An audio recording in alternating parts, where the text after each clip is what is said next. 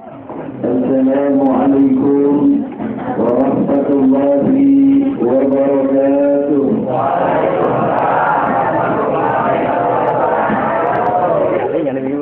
Alhamdulillah hamdan syakirin wa hamdan na'ibin wal 'aqibatu lil muttaqin wa la 'udwana illa 'alal zalimin. أشهد أن لا إله إلا الله وحده لا شريك له وأشهد أن محمدا عبده ورسوله لا نبي بعده. اللهم صل وسلم على سيدنا محمد وعلى آله وصحبه أجمعين. فقد قال الله تعالى في كتابه الكريم: أعوذ بالله السميع العليم من الشيطان الرجيم. بسم الله الرحمن الرحيم.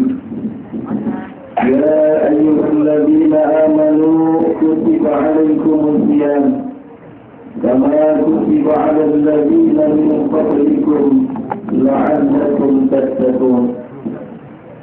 وقال النبي صلى الله عليه وآله وسلم: من صام رمضان إيمانا واحتسابا غفر له ما تقدم من ذنبه. صدق الله العظيم وصدق رسوله النبي الحبيب الكريم ونحن على ذلك من الشاهدين والشاكرين والحمد لله رب العالمين. أما بعد. Yang saya hormati akhir-akhirnya Ustaz Muhammad Masa'anallahu Bituli Hayati yang baru saja memimpin sholat isya dan tarawih berjamaah. Mudah-mudahan apa yang kita niatkan dan kita laksanakan bersama diijabah oleh Allah Subhanahu wa Ta'ala. Yang saya hormati sebagai wasilah guru saya akhir-akhirnya Ustaz Masami, mudah-mudahan dipanjangkan umurnya, dimuliakan rezekinya, dan mendapatkan keberkahan dari Allah Subhanahu wa Ta'ala. Dan juga tidak saya lupakan senior saya, Bapak Adek, yang dengan rajinnya setiap hari mengunjungi saya di Bogor. Mudah-mudahan beliau dipanjangkan umur dan mendapatkan keberkahan dari Allah Subhanahu wa Ta'ala. Hadirin jamaah tarawih, pada calon-calon penghuni surga yang insya Allah dimuliakan Allah Subhanahu wa Ta'ala. Alhamdulillah, pada malam hari ini kita berada pada bulan yang penuh dengan barokah. Bulan yang ada di dalamnya itqum minan nar, yaitu pembebasan kita dari nerakanya Allah Subhanahu wa Ta'ala. Karena saking berkahnya, yang mendapatkan berkah ini bukan hanya sekedar orang Islam. Seluruh yang ada di alam ini, baik yang non-Islam pun mendapatkan keberkahan dari Allah Subhanahu wa Ta'ala. Orang Islam dapat berkah. Yang puasa dapat berkah enggak? Yang tidak puasa masih dapat juga. Yang tarawih, yang tidak tarawih, orang Islam, orang Cina yang jualan dodol dapat berkah juga. Tukang petasan, tukang kolak dapat berkah juga. Kenapa? Karena ini keberkahan pada bulan suci Ramadan. Bahkan makanan yang tidak pernah kita makan di luar bulan suci Ramadan, kita kalau dikasih belum tentu mau. Biji salad, tapi begitu bulan suci Ramadan, biji kolak apa? Biji salad bisa dikolak, betul nggak? Coba di luar bulan suci Ramadan dikasih biji salad, mau nggak kira-kira? Ya mau. Tapi begitu datang bulan suci Ramadan, biji salad jadi enak, rasanya empuk. Ini pernah ada yang datang gara-gara kolak biji salad. Pernah ada suaminya pulang dari pasar, pengen buka puasa, dia mampir ke warung. Begitu mampir ke warung, dia beli kolak biji salad. Begitu dimakan enak bener. Sampai di rumah bilang sama bininya, Mama, jadi ini kan mama ya, Mama, tadi saya makan biji salad, enak bener rasanya, manis. Tolong besok kolakin saya pada saat buka puasa bersama, enak kayaknya makan kolak biji salad. Besoknya bininya ngolakin biji salad. Begitu maghrib tiba, udah dimakan gigi yang bercopot. Karena benar, kata lakinya, "Ma ini kalau apa? Kan bikin salah ukuran papa.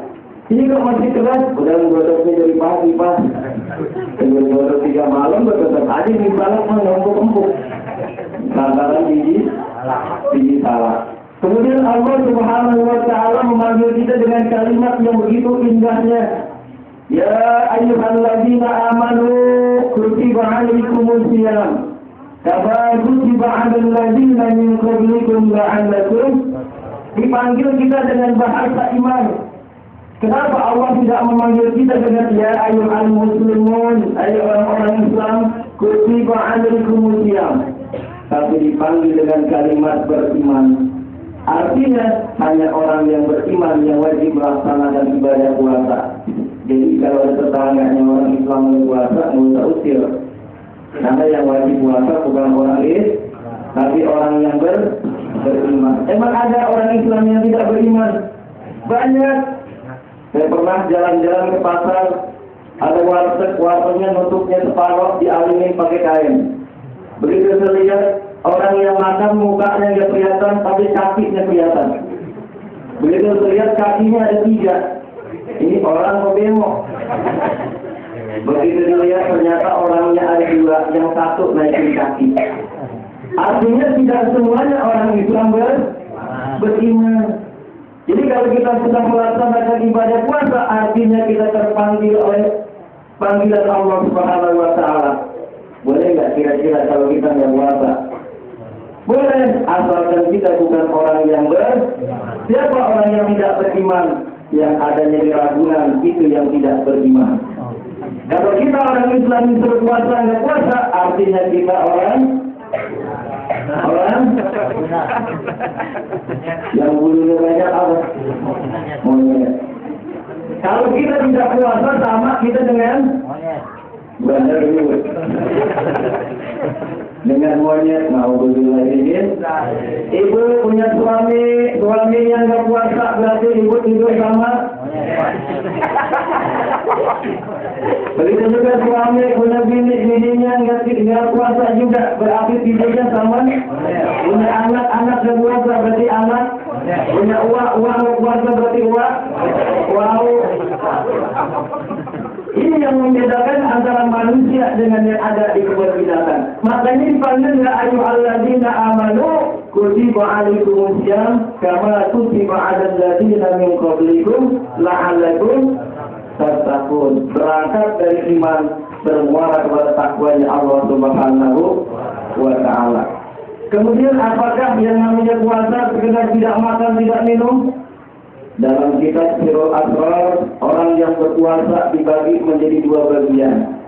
Ada yang namanya puasa syariat dan ada yang disebut puasa tarekat. Kemudian diolah kembali, dibagi menjadi 3 bagian orang yang puasa. Simak baik-baik kira-kira yang mana nih kita termasuk kriteria daripada puasa yang kita lakukan. Yang pertama adalah saumul am. Puasanya orang kebanyakan. Tidak makan, tidak minum, tidak melakukan aktivitas seksual bagi suami istri di siang hari, ini sudah disebut puasa. Makan, enggak, minum, enggak, tidak melakukan aktivitas seksual di siang hari suami istri, sudah disebut puasa. Tapi mulutnya tidak puasa. Kupingnya tidak, hatinya tidak, ngomongin orang jalan, Subhanallah. Orang kalau puasa ngomongin orang batalnya. Ada masalahnya mereka. Kita kadang-kadang pakai dalil, maaf ibu ya, ini maaf ini bukan ngomongin orang, ini mah setan yang ngomongin. Kan begitu. Tadi dari dulu ini maaf, ini maaf, ini bukan orang, ini kita ngomongin. Itu anak ngomongin. Sama aja. Kadang ngomongnya dari dikit, dari ngomongin cabai, itu masih bisa. Pokoknya si orang yang menganu-anu. Anunya juga seperti anu. Jadi lu salah di bulan puasa. Ini yang disebut saumul am, kayak kita nih. Tidak makan, tidak minum, tapi masak kita tidak puasa. Apalagi kalau kita jalan keluar rumah, itu yang namanya godaan banyak benar. Kemarin saya berangkat selama di hotel Bali Rumah Salaman, keadaannya macet, udah macet, banyak benar anak perawan di jalanan. Udah gitu naik Mio lagi. Roknya pendek. Kita nggak lihat. Kelihatan. Nggak dilihat. Penjadi puyeng malah. Dari lingkup maksudnya.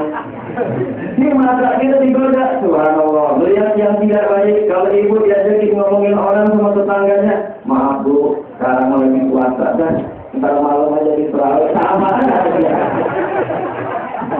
Kan kadang-kadang begitu. Ngomongin ini malam boleh. Apa apa?